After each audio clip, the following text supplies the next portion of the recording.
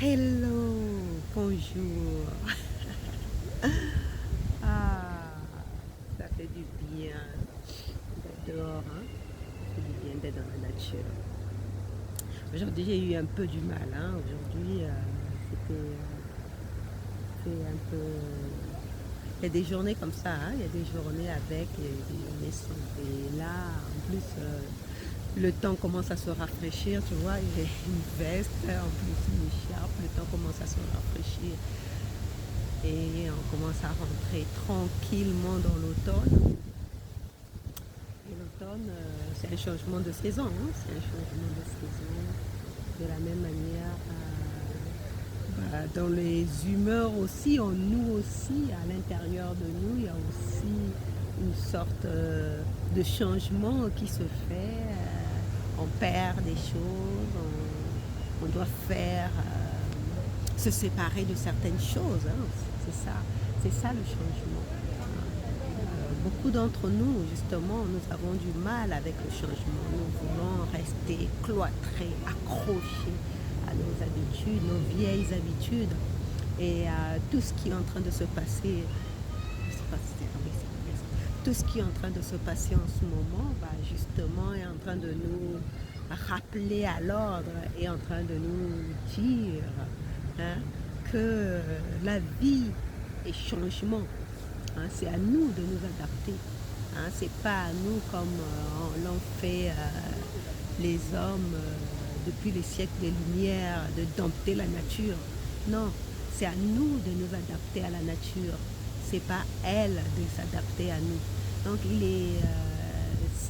ce qui se passe en ce moment dans le monde, hein, avec cette crise sanitaire, bah, nous appelle à l'humilité, hein.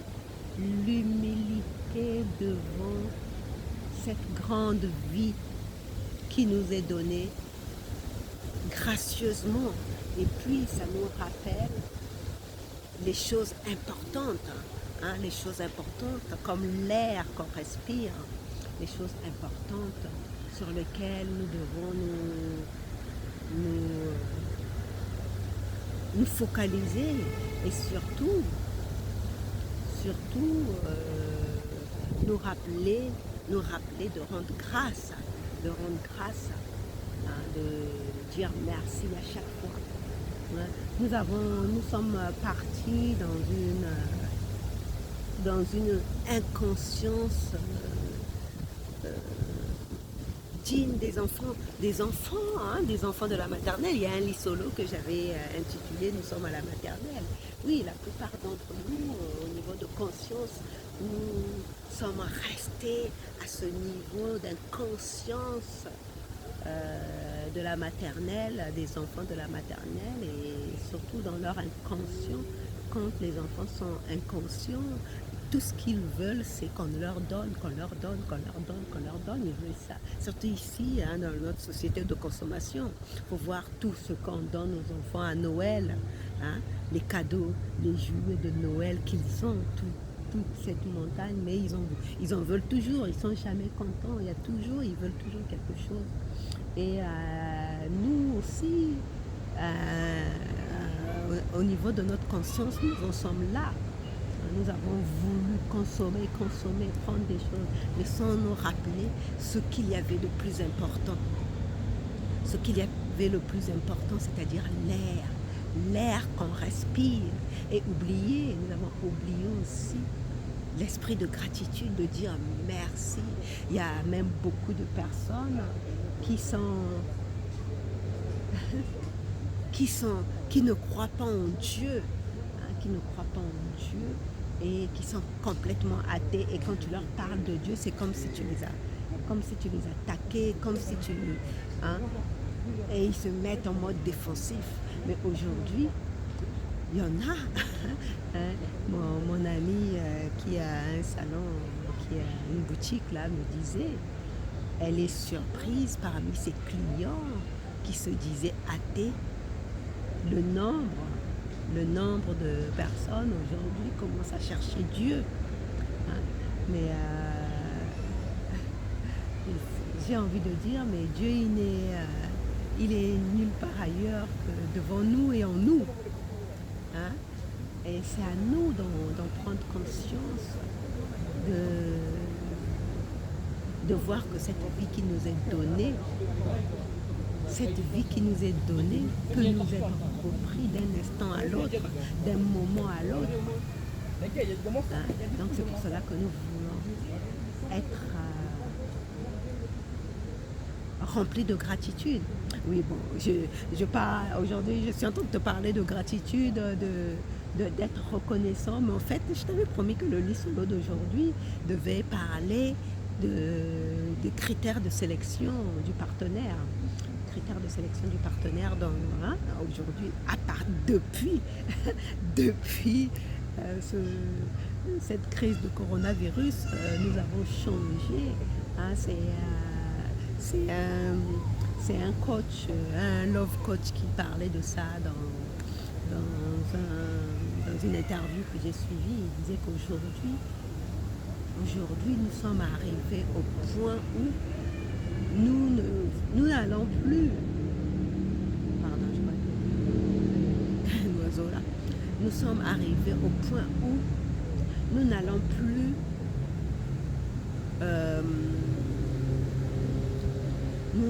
plus vouloir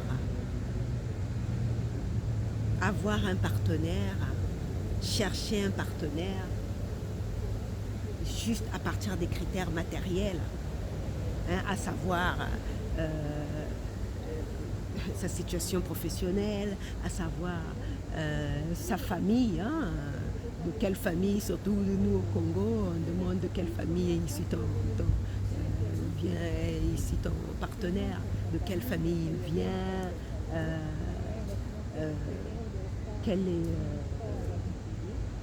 comment il s'habille, enfin son style, est-ce qu'il est élégant ou pas, ou même tout ça, c'est peut-être que ça va demeurer hein, dans nos critères de sélection, mais à mon avis, et j'épouse le point de vue de ce coach là, à mon avis ça va être secondaire.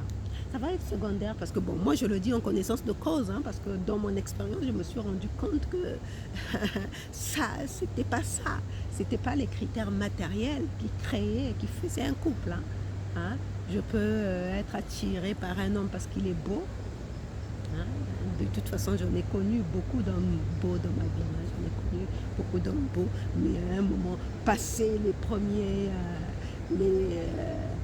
le premier enthousiasme, les premiers moments d'enthousiasme où on est content d'être à côté d'un homme beau.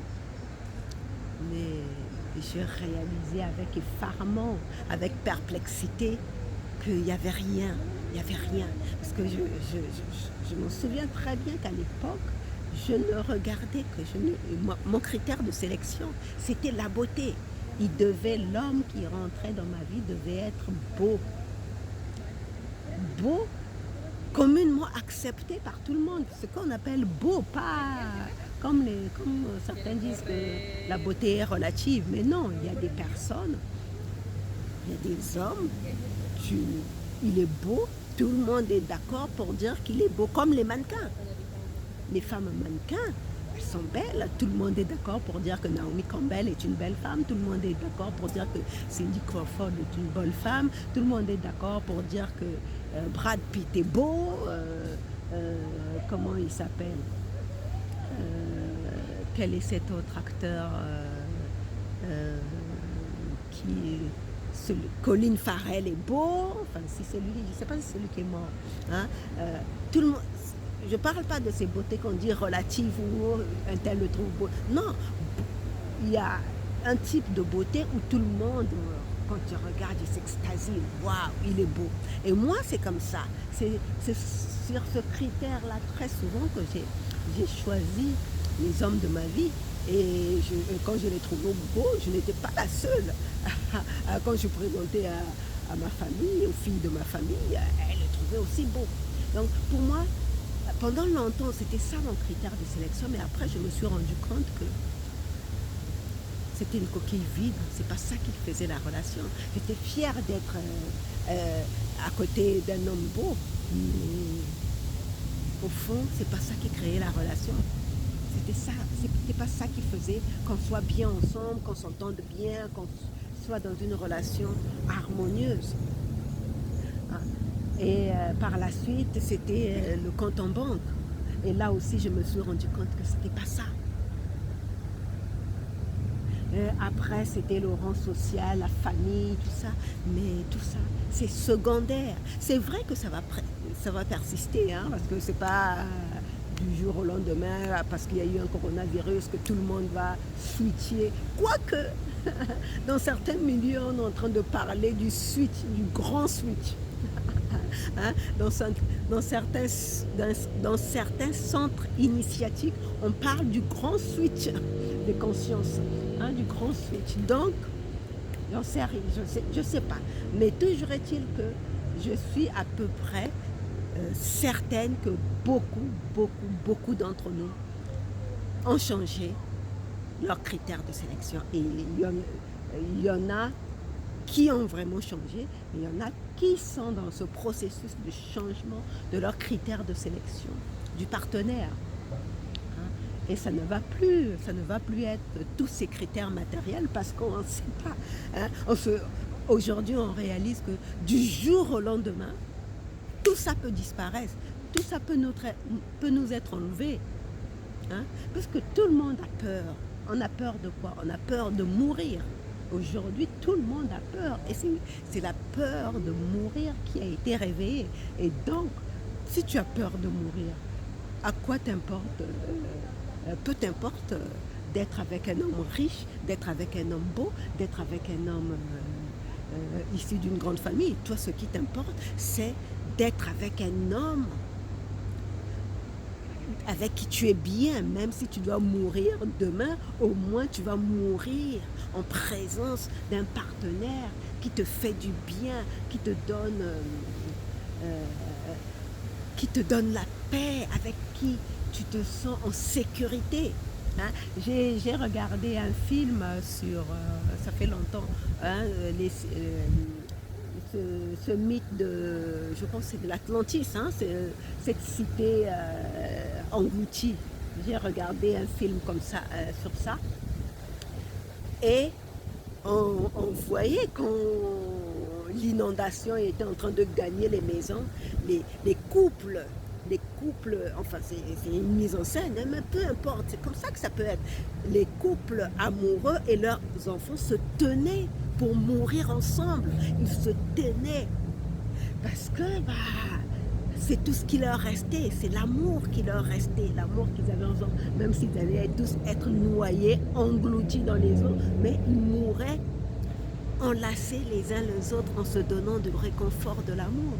Et c'est ça qui va être désormais, en tout cas moi c'est comme ça que je sens les choses, c'est ça qui va être désormais notre critère de sélection, de voir aujourd'hui je rencontre une personne, je rencontre un homme, je rencontre une femme. Est-ce que si on annonce la fin du monde ou bien on annonce une bombe, l'arrivée d'un virus, tu sais, on parle comment on appelle, d'une guerre bactériologique. Est-ce que j'aimerais être en compagnie de cet homme qui va m'enlacer, est-ce que c'est avec lui que je voudrais être? Ou bien c'est au contraire, je serais heureux que cette guerre bactériologique le tue d'abord et que je le vois bien mourir, se tortiller de douleur et qu'est-ce qu'il soit bien fait pour lui et puis après seulement je mourrai.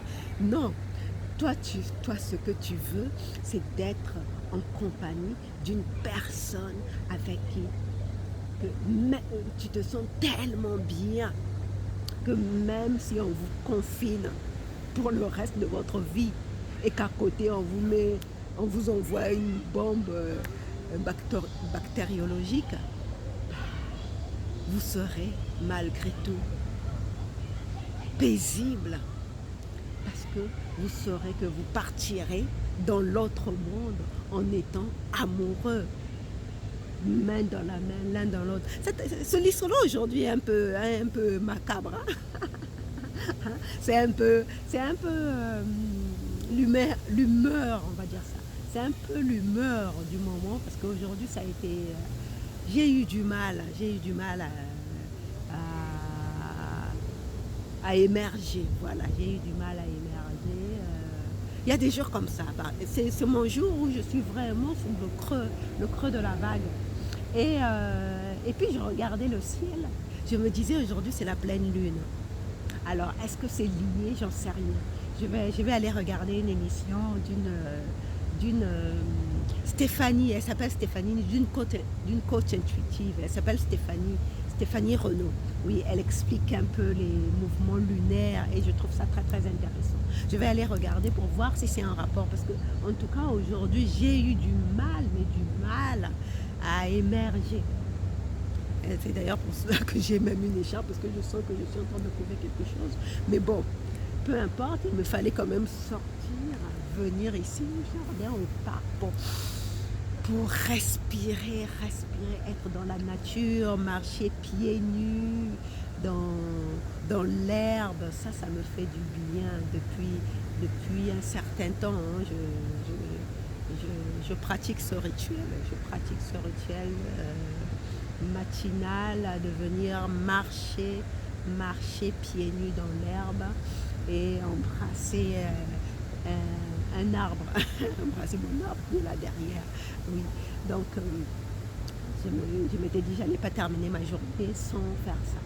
Donc voilà, c'est tout ce que je voulais te partager aujourd'hui. Donc le fameux critère de sélection aujourd'hui. Après le coronavirus, le critère de sélection du partenaire, ça va être cette fameuse question, est-ce que je voudrais être confinée pour le reste de mes jours avec cette personne qui m'intéresse, qui me fait du charme, qui est en train de me faire la cour. Et rappelle-toi, tes vibrations vont te donner la réponse parce que ce sont tes vibrations qui vont te montrer. Par exemple, moi, dans cet état vibratoire, aujourd'hui, l'état vibratoire dans lequel je suis aujourd'hui, je ne pourrais pas donner une réponse positive à quelqu'un qui serait en train de me draguer parce que je ne suis pas dans ma bonne vibration, tu vois. Donc, je vais attendre d'être dans une meilleure vibration. Et c'est là qu'on parle d'interroger ses vibrations, d'écouter son intuition, de prendre le temps. Souvent, on nous a dit de prendre le temps avant de nous mettre en relation, surtout moi dans ma culture. On nous conseillait toujours de prendre le temps avant de sortir avec un homme. Nous les femmes, c'est ce qu'on nous conseillait. Mais malheureusement, avec la culture occidentale qui s'est greffée à la nôtre et la génération micro-ondes, les gens ont voulu aller trop vite, brûler les étapes. Et ce qui fait que ça fait des relations foireuses où on ne se connaissait pas. Et où même quand on découvre les travers de l'autre, on ne se pose pas la question si on va faire avec ou pas. On rentre tout de suite dans la relation et puis on est surpris de voir les travers de l'autre. Alors que quand on prend son temps, on se pose la question. On se demande, est-ce que avec les défauts que je suis en train de percevoir en cette personne, est-ce que je suis prête à rester confinée avec cette personne malgré ses défauts, parce qu'on n'est pas parfait, personne n'est parfait. Nous sommes tous en croissance, nous sommes tous perfectibles, voilà.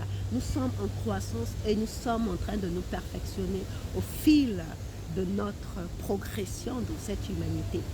Et donc, même si quelqu'un a des défauts, on ne cherche pas l'homme parfait, on cherche juste la personne à répondre à la question, à cette question.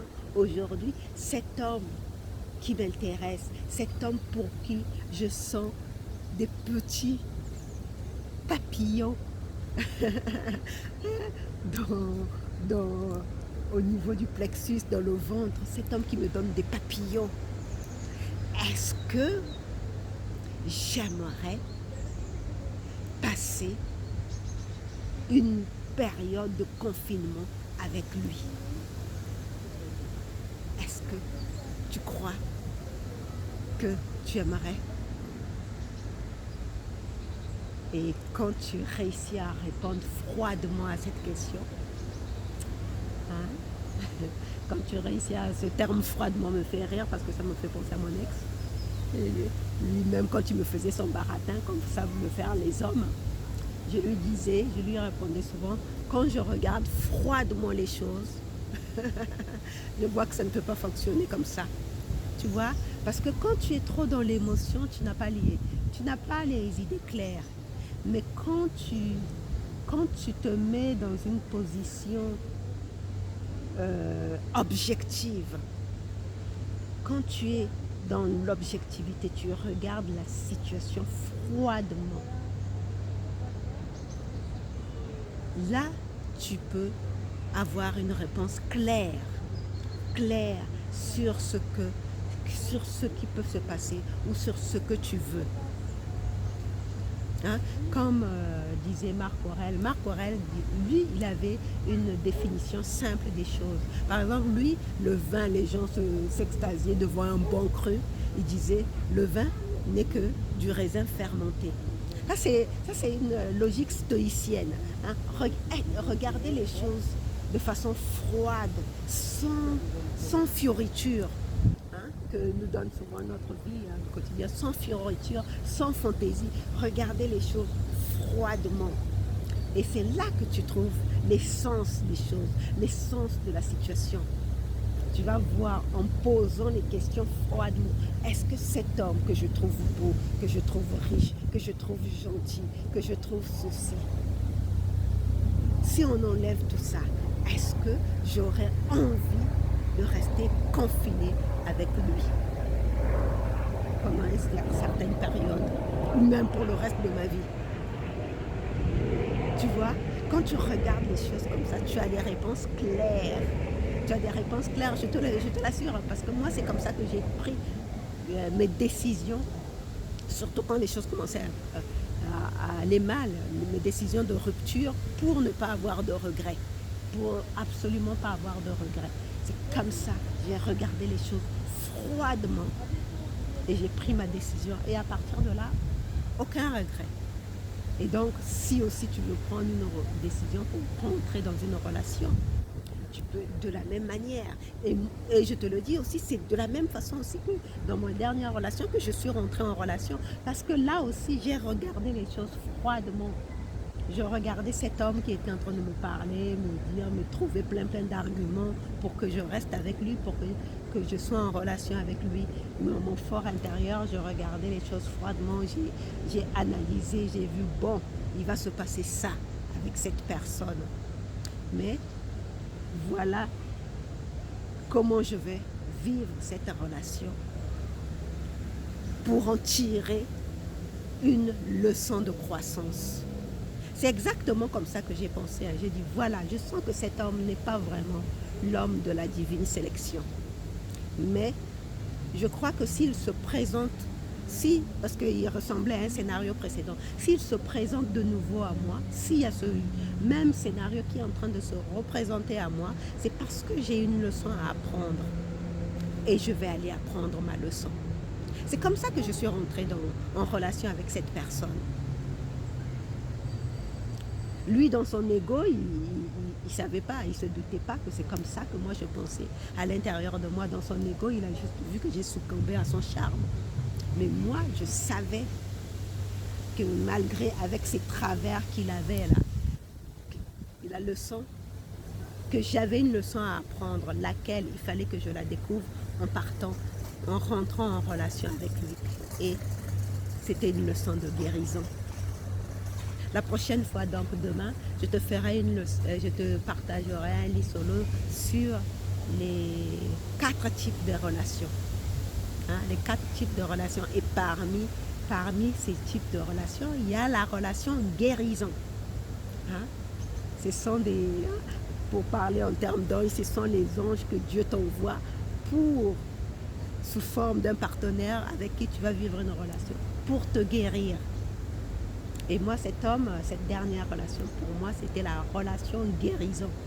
Hein, quand je fais mes exercices spirituels, ils rentrent totalement dans le cadre de la relation guérison. Et à présent, je sais que, comme je le disais hier, je n'ai plus d'attente. Je sais qu'au moment opportun, la relation à laquelle j'aspire pleinement se présentera à moi. Et c'est pour cela que je peux être sereine, me sentir bien et en sécurité surtout.